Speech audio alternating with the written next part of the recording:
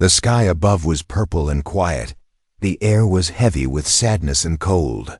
Wind moved like a whisper through the trees. Velia stood near. A small grave on a lonely hill where no flowers grew and no birds sang.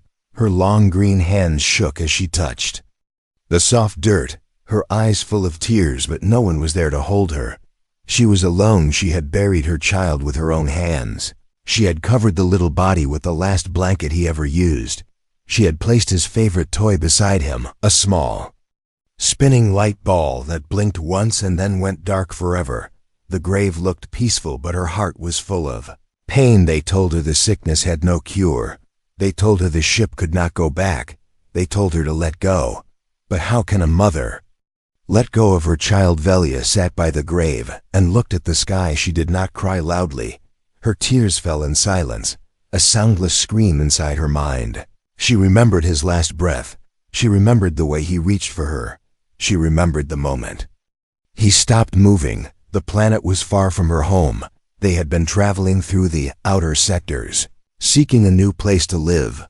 But space is cold and space is cruel. Her ship had broken.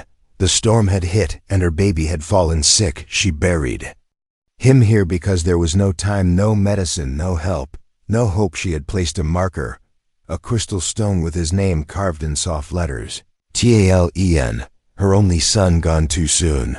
But something was wrong far away in another part of the system. A human ship floated in the dark. Its name was the Silver Pulse. Captain Ray Monroe was checking a strange signal. It was weak, like a heartbeat lost in the void. The signal had no known origin. It was not from Earth, not from Mars, not from any trade zone. It was a soft cry. The crew thought it was just noise, but Ray did not ignore it. He followed the sound through asteroids, through dust clouds, through silence. Then he found something, a small pod floating cold, but not empty. Inside was a child, green skin, tiny, hands barely alive but breathing. Ray picked up the baby with careful hands. The child looked at him with tired eyes, then closed them again. The human doctor ran tests. The child's system was alien but still functioning, weak but not dying. Ray asked himself again and again, where did this baby come from? Who would send a child alone into deep space? What had happened? He looked at the pod logs. The data was broken, but one line stood clear: ejected before core HFY. Understood something terrible had happened. A ship was in danger. The baby had been saved at the last second. But why was there no rescue beacon? Why no search team? Why no one looking? He checked the galactic registry. No missing reports matched. The baby was a ghost back on the lonely planet. Velia still sat by the grave. She spoke soft words to the dirt. She said she was sorry. She said she would join him soon. She said she had failed. Then the wind changed. The gravestone began to glow. The toy ball beside it blinked once, then again. Then faster. Velia stood up. Her breath caught. She touched the ground. It felt warm. It felt wrong. She opened the grave. The blanket was there. The toy was there, but the child was not there. No body. Just emptiness. Her hands shook harder, her eyes wide with shock. Her voice lost. Her child was not dead, far in the stars, in the arms of a human. Her baby still lived. The grave had lied. The baby did not cry. He slept quietly inside the strange human ship where cold lights blinked and machines hummed like soft insects in the night. Captain Ray watched him from across the room with eyes full of confusion and wonder. He had seen many strange things in space, but never this. Never a living alien child floating alone in a pod with no sign of damage, no blood, no clue, no message. The crew did not understand what to do. They asked if they should hand him to the station guards. They asked if they should send a report, but Ray only stared at the child like the stars had placed a riddle in his hands. The child had a name stitched on the inside of his blanket, Talon. No last name, no ID tag. Just the soft letters glowing faintly like a whisper in the dark. Shippa's eyes said the child was stable, but his body was strange. His cells healed faster than human cells, but his heart rate was low. Too low. Ray ordered the med pod to begin care. Nutrient flow, temperature balance, everything possible. But something else began to happen late at night when the ship lights were dim. Ray heard it, a pulse, not from the engines, not from the computers, a sound like a small voice, faint, repeating, calling, HFY. Followed it through the halls, through metal doors, past storage units to the comms room. There the signal glowed, not loud, not clear, but they're like a soft word trying to cross. A storm back on the faraway planet. Velia stood beside the empty grave, her hands covered in dirt, her voice shaking like broken glass. The ground had not been touched since she buried him. There were no signs of animals, no signs of wind, no signs of digging, but the child was not there. She ran to the temple, a place of silence and truth. She placed the last hair strand of her baby into the sacred reader. The priest scanned it. He looked at her with wide eyes, then looked again. The child was not dead. Records said life was still active, but the signal was not local, not from the planet, not even from their system. It was moving. She asked the priest to trace it. He said no forbiddens. The past must not be touched. The dead must be left in peace. She did not believe that anymore. She walked out of the temple without a word, her feet steady, her eyes burning with new fire. She would follow the signal alone. She found her old ship buried in junk, barely working. She powered it with stolen cells. She used black market maps. She aimed it toward the stars. Meanwhile, the human ship was still moving, still carrying the child. Ray sat in his chair, staring at the log screen, trying to read the broken data from the pod. Only a few lines made sense. Location breach. Emergency eject. Life pod launched. System crash. Then one strange message blinked on screen. Do not mourn me. I am not gone. Find the one with green eyes. Ray had no idea what it meant. He looked at the child, then back at the message. His heart moved in a strange way. The baby opened his eyes for the first time. He looked at Ray, not with fear, but with trust. And somewhere in the dark, a mother flew through space, chasing a signal, believing in something impossible. A signal from the stars, a call from her child, a cry no one else could hear, except a human asterisk. The stars did not wait. They moved without care for sorrow or love. They blinked cold and bright across the sky as Velia stared at the ancient map in her hands, a map that no one was allowed to hold, a map that spoke of dead roots and lost zones, a map that should have been destroyed. She had taken it from the temple archives, hidden in the lowest room where even light was afraid to go. The coordinates were burned into it, old lines marked in red, places where ships vanished, places that no mother should go. But her child was not dead. She had seen it in the scan, felt it in her bones. He was alive somehow, somewhere. He had escaped the grave. He had crossed the void. Now she would follow her. Ship groaned as it rose into the sky. The engines were old, the walls cracked, the shields half broken, but it moved, and that was enough. She entered the forbidden zone, a space clouded by dust and silence. No signals went in, no signals came out, but something pulsed deep inside. A call, soft, low, almost like a heartbeat. Back on the human ship, Captain Ray sat in the quiet comms room. The child was sleeping again. The signal had returned stronger. Now it flashed once every 7 seconds. A pattern, a rhythm, not noise. A message. Ray tapped the screen. He watched the signal curve and bend. Then it changed. It showed an image, a shape, a pair of eyes, green and glowing. He blinked. The child opened his eyes too at the exact same moment, and Ray felt a strange chill on his skin, like someone was watching them from across the stars. He opened the pod records again. More data had unlocked. There was a last log, corrupted and cracked, but one part clear. If this message reaches a human, protect the child. He is marked. They will come for him. They will lie. They will hunt. Do not trust the stars. Do not trust their silence. Ray leaned back. The child was not just an accident, not just a passenger, not just a lost baby. He was a target elsewhere in deep space. Velia's ship crossed into black fields, dead zones with no sound, no light, only drifting wrecks and bones of machines left behind by old wars. Then something lit up ahead, a probe, alien design, not hers, not human. Something in between it scanned her ship. She did not stop. It followed. She did not slow. It fired a warning beam. She did not turn back. She closed her eyes, spoke her child's name.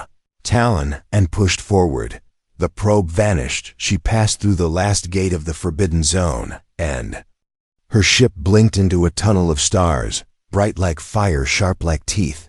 The space between space, the road to hidden things. She reached a relay point. A ghost signal station, once used now forgotten, and there it was, a faint sound, a soft hum, the same heartbeat she once felt when her baby was inside her, alive and kicking, full of light.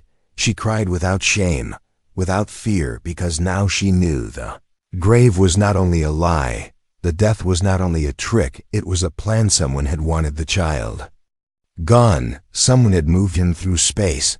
Someone had tampered with the records. Someone had erased the truth. But truth does not die, it waits, and now it was waking up in the arms of a human, inside the chest of a mother, and across the stars between them something was calling them home. The stars had never been this quiet, not even in the dead zones, not even near the cold planets where suns had already died. This silence was different. It felt alive. Velia floated in her ship just outside the red line, the zone where her kind were not allowed to go, the zone where humans patrolled with silver eyes and metal laws. She was not supposed to be here, but her child was not supposed to be gone. The signal was strong now, clear and soft, calling to her like a heartbeat underwater. She followed it with shaking hands. The ship lights dimmed, the fuel low, her breath steady but her mind spinning. She saw a human ship larger than hers, cleaner, faster, but not moving. It waited near a moon with rings like broken glass, and in its arms her child on board. The human vessel. Captain Ray watched the alien ship appear on his screen. His crew shouted warnings. They said the ship was illegal. They said it had no ID. They said it must be a trap. But Ray said no, not this time. He had seen her face in the data signal. He had felt something when the baby cried, something ancient and deep, like he had known her pain. He opened a cum channel. At first there was no sound. Then her voice, rough, scared, beautiful. She said one word, TALE, and the child woke up, his eyes wide, his hands reaching toward the screen. The translator clicked on Ray, heard the message in soft English, "Give me my son, please. He is mine." The crew yelled again, said she could be lying, said it was a trick, sighed the child was safer with them. Ray looked at the baby. The baby looked back, and Ray knew what to do. He ordered the crew to stand down. He unlocked the biopod. He carried the baby himself to the airlock. No weapons, no armor, just hope. The ships connected, the doors opened, and mother and child saw each other. She fell to her knees, arms open, tears floating in the zero gravity. The baby made a sound, half laugh, half cry, and launched into her arms like light through glass. For a moment, time stopped, but only for a moment, because across the dark, another ship had arrived, black and sharp, with no lights, no names. Ray saw it first. It was not human, not alien. Something else had locked on both ships. Velia screamed. Ray pulled her back inside the baby between them. His crew moved fast. Shields up, engines hot, weapons online. Velia turned to Ray, her voice shaking. "They know they followed me. They were the ones. They wanted him gone." Ray did not ask questions. He gave orders. He took the front seat beside her. His crew confused, his command broken, but his heart sure. He looked at her, at the baby, at the stars, now full of danger, and he said one thing, "I trust you." For the first time in her life, Velia trusted a human. They ran together, mother, soldier, child, through the stars, into the dark, with a secret too big to hide, and a war too close to stop. The stars were running. That is how it felt as the two ships flew together through burning light and falling dust. The engines screamed. The shields flickered. The baby cried in his mother's arms. As Ray fired back at the dark ship chasing them, Velia sat in the co-pilot seat, her eyes not on the controls, but on her son. She had him back, but she was afraid because now they wanted to take him again. Not sickness this time, not silence, but enemies. With names she dared not speak. Ray shouted orders. The crew obeyed. Some hesitated. Some stared at Velia like she was a threat. Some whispered words like spy, like alien, trap, like traitor. But Ray kept going. He trusted her. He had no proof, no orders, no reason, but something inside him, something old, something human. He had held the child when he was cold. He had seen the boy smile in sleep. He had heard his soft voice when he dreamed. The baby was not a weapon, not a monster, just a life that someone wanted erased. The enemy ship fired again. The human ship shook. Velia grabbed Ray's arm. Her voice calm but sharp. They will not stop, not until he is gone. We must run through the cloud zone. They cannot see there. Ray nodded. The cloud zone was chaos. Static storms, old mines from the last trade war ships disappeared in there. But he did not care, because this was not about safety. Not anymore. This was about the child. He turned the ship. The sky outside turned red, then gold, then black. They entered. The storm inside was lightning. Not real lightning, but electric fire that danced like ghosts across the hull. Every flash showed the baby's wide eyes. Every sound made Velia hold him tighter. Ray gripped the controls like they were bones. Then silence. They reached the eye of the storm. Everything still, everything floating. Velia looked at Ray. For the first time truly looked, not as a stranger, not as a threat, but as someone who had saved her soul. She said thank you in her language, and in his Ray smiled. It was small, tired, but real. The baby touched both their hands, tiny fingers warm and light. The storm outside passed like a breath, but the moment broke too fast. An alarm rang. The enemy ship had followed. Its design bent in black. No signal, no flag, no warning. It locked weapons. Ray moved to shield. Velia reached for her own controls, but nothing worked. The enemy sent a message, not in words, but in sound. A deep hum that made blood feel cold. They wanted the child. Ray looked at Velia. She looked at him.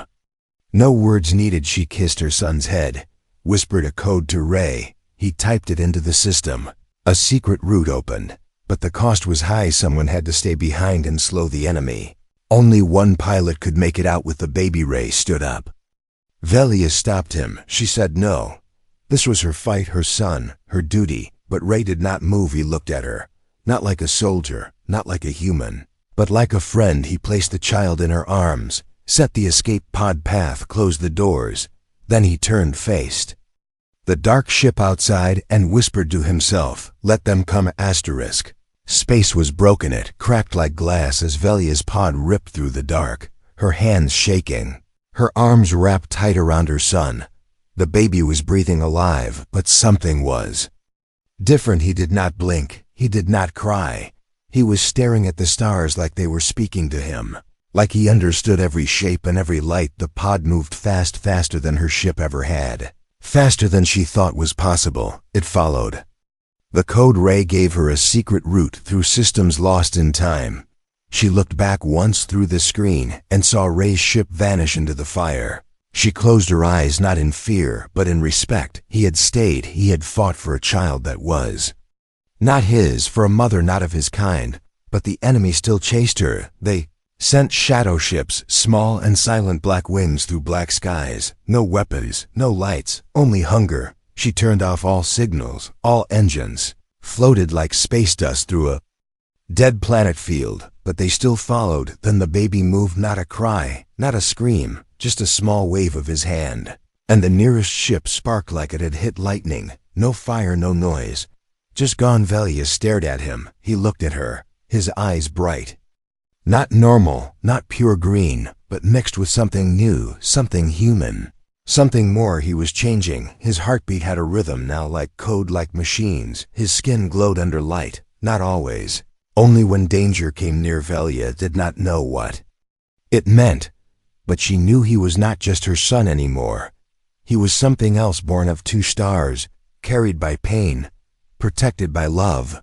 Pod reached an old trade station abandoned for years, floating near a dead sun. She docked inside, held her child close, moved through halls covered in frost, walls scratched with messages, most in languages she did not know. One message clear: they are watching from inside the stars. She found a room still working, power flickering, and sent out a pulse, not a distress call, not a request, just a map, a path for anyone who still believed the child was alive back in the chase, on the other side of the system. Ray was still alive, his ship torn, his crew scattered, but he had escaped the first strike. the dark ship had not expected.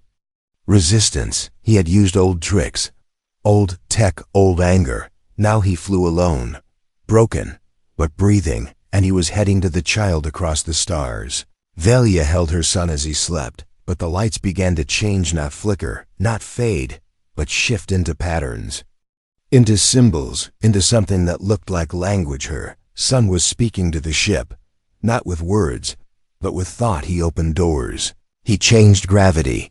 He made lights turn blue when danger was near, green when it was safe. Velia began to understand her. Child was no longer just a child. He was a key to something buried, to something forbidden, to something they feared. And now the ones who had sent the sickness, the ones who faked the death, the ones who followed in silence, they knew he was awake and they were coming.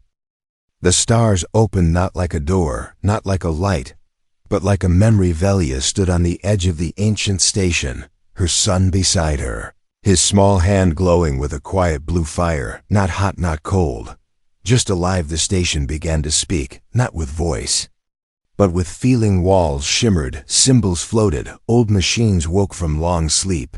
Child was not unlocking doors. He was waking something old, something watching. Velia stepped forward. The baby said nothing, but she knew he was guiding her. He always had been across the system. Ray limped through the wreckage of his ship. One engine still worked, one cannon still burned. He followed a path she left behind, a trail in the stars. Only he would see.